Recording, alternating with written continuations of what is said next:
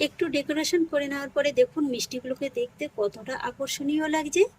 100% guarantee দিয়ে বলতে পারি, এমন স্বাদের মিষ্টি আপনারা পুরো মিষ্টির দোকান খুঁজেও কিন্তু পাবেন না। নমস্কার বন্ধুরা, অনুভার রান্নাঘরে আরও একটি নতুন পর্বে সবাইকে স্বাগত জানাচ্ছি।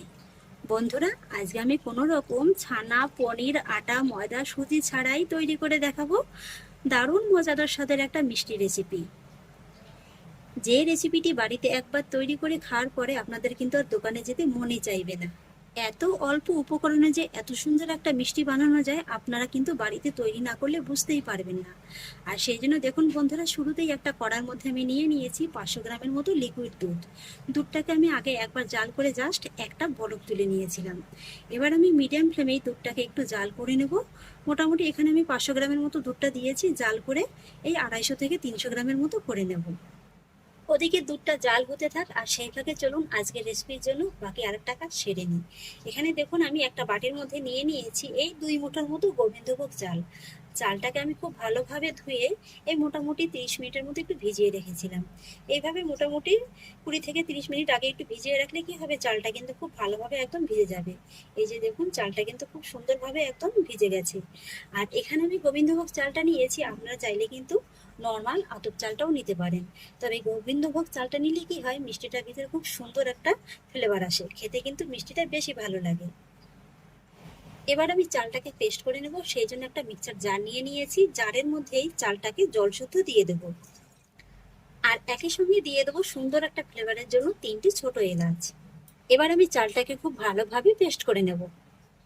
চালটাকে দেখুন বন্ধুরা, আমি কিন্তু খুব ভালোভাবে পেস্ট করে নিয়েছি। আর এদিকে দেখুন দুধটা জাল হয়ে কিন্তু প্রায় অর্ধেকটার মতো হয়ে গেছে। আর ঠিক এই পর্যায়ে আমি গ্যাসের ফ্লেমটাকে একেবারে কমিয়ে দেব। আর তারপর এর মধ্যে অ্যাড করবো এই সামান্য 1 চিমটির মতো লবণ, মিষ্টির স্বাদের ব্যালেন্সটা ঠিক রাখার জন্য। তবে আপনারা অপছন্দ করলে স্কিপ করে যেতে পারেন। সেই একই সঙ্গে অ্যাড করব তৈরি করে নেওয়া চালের পেস্টটা। আর তারপরে অ্যাড করব 2 চামচের মতো গুঁড়ো দুধ। এবার কিন্তু এই চালের পেস্টটাকে আর গুঁড়ো দুধটাকে দুধের সঙ্গে খুব ভালোভাবে সঙ্গে সঙ্গে নেড়েচেড়ে মিশিয়ে নিতে হবে, তা না হলে কিন্তু আবার একটা জায়গায় দলা পাকিয়ে যাবে। আর এটা দেখতে পাবেন এইভাবে মেশাতে মেশাতেই বেশ অনেকটা ঘন হয়ে যাবে। আর এইভাবে যখন মিশ্রণটাকে খুব ভালোভাবে মিশিয়ে নেওয়া হয়ে যাবে, তখন আমি এর মধ্যে অ্যাড করব 2 চামচের মতো চিনি। চিনিটাকে খুব ভালোভাবে মিশিয়ে নেব। আর চিনিটা মিশিয়ে নেওয়ার পরে কিন্তু মিশ্রণটা আরেকটু পাতলা হয়ে যাবে, তাই মোটামুটি আরেকটু সময় নিয়ে এটাকে একটু জাল করে নেব। লো ফ্লেমে মোটামুটি আরও 1 থেকে 1.5 মিনিটের মতো সময় নিয়ে দেখুন আমি কিন্তু দুধের মিশ্রণটাকে খুব সুন্দর করে রান্না করে নিয়েছি। এর থেকে কিন্তু আর বেশি ঘন করা যাবে না, কারণ এটা যখন পরে ঠান্ডা হয়ে যাবে তখন কিন্তু ঘন হয়ে আরেকটু বসে যাবে। তাই এই সময় কিন্তু গ্যাসের ফ্লেমটাকে অফ করে দিতে হবে।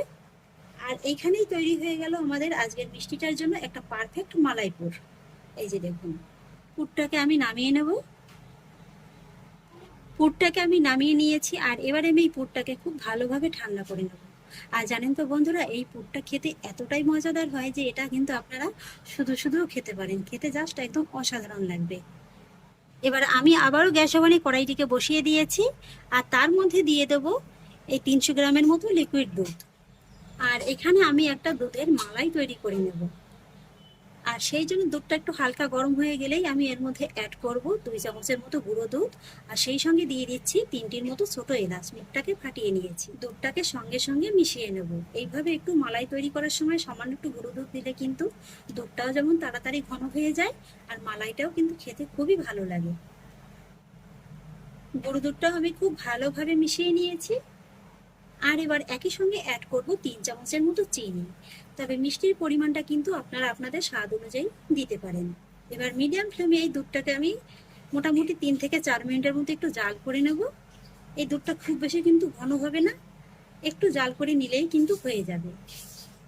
এখানে আমার দুধের মালাইটাও খুব সুন্দরভাবে তৈরি করে নেওয়া হয়ে গেছে। এই যে দেখুন, একেবারে কিন্তু খুব বেশি ঘনও না, আবার একেবারে কিন্তু পাতলাও না, ঠিক এইভাবেই কিন্তু তৈরি করে নিতে হবে। আর এখন কিন্তু গ্যাসের ফ্লেমটাকে অফ করে দিতে হবে। আর তারপরে এই মালাইটাকেও কিন্তু খুব ভালোভাবে ঠান্ডা করে নিতে হবে। আর এবার দেখুন বন্ধুরা, আমি আজকের এই মিষ্টিটার জন্য এখানে নিয়েছি কয়েক পিস পাউরুটি। আর এবারে আমি এই পাউরুটিগুলোর সাইডের এই কালো অংশটা কেটে একটু বাদ দিয়ে দেব।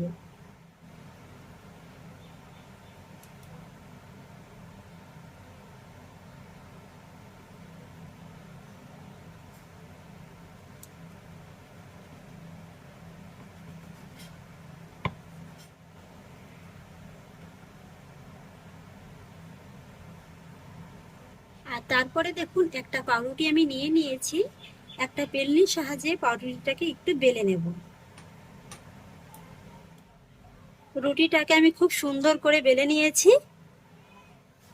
এবার আমি যে পুরটা তৈরি করে রেখেছিলাম, পুরটা কিন্তু ভালোভাবে ঠান্ডা হয়ে গেছে। অল্প একটু পরিমাণে এই রুটির করে দিয়ে দেব। তবে একেবারে খুব বেশি কম হলেও কিন্তু খেতে ভালো লাগবে না, আবার একেবারেও কিন্তু বেশি দেওয়ার কোনো প্রয়োজন নেই। এবার আমি রুটিটাকে ধরে এইভাবে একটু ফোল্ড করে নেব।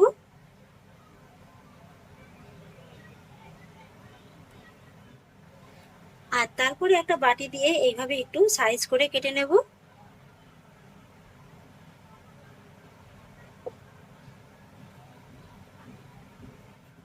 এই তো বন্ধুরা দেখুন আমার একটা মিষ্টি কিন্তু শেপ দেওয়া হয়ে গেছে।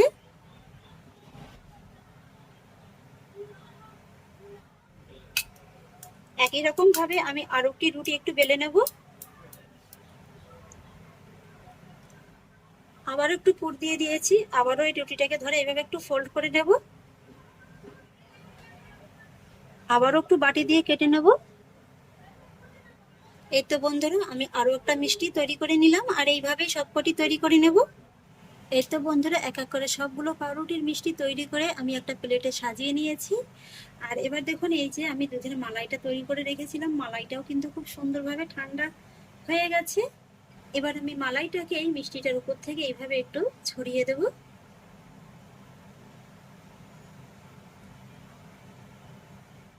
আর তার উপর থেকে ছড়িয়ে দেবো ডেকোরেশনের জন্য সামান্য একটু পেস্তা বাদাম কুচি।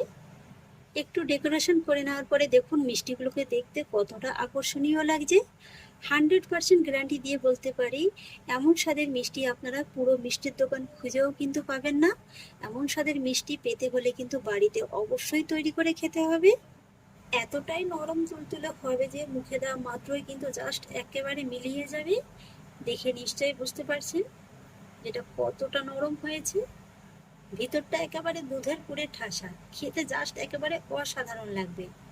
তাহলে আশা করছি বন্ধুরা আমার আজকের এই মিষ্টি রেসিপিটি আপনাদেরও খুব ভালো লেগেছে। যদি ভালো লেগে থাকে তাহলে আমাকে অবশ্যই একটা লাইক এবং কমেন্ট করবেন, সেই সঙ্গে বন্ধুদের সঙ্গে শেয়ার করবেন। আর প্লিজ বন্ধুরা যদি আমার পরিবারের নতুন সদস্য হয়ে থাকেন তাহলে একটা সাবস্ক্রাইব করে পাশে থাকা বেল আইকনটি প্রেস করে দেবেন।